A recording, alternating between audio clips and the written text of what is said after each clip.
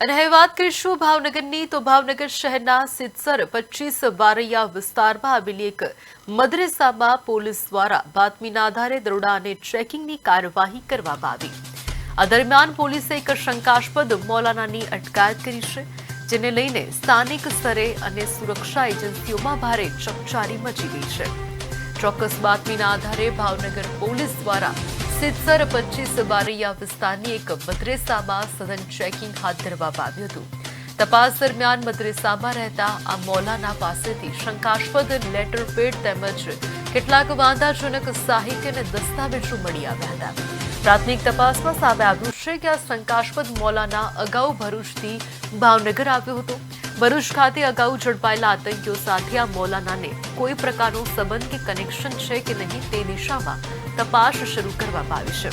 હાલ ભાવનગર ગ્રામ્યના એએસપીની આગેવાનીના હેઠળ પોલીસની ટીમ આ સમગ્ર મામલે ઊંડાણપૂર્વક તપાસ કરી રહી છે અને મૌલાનાની કડક પૂછપરછ ચાલી રહી છે।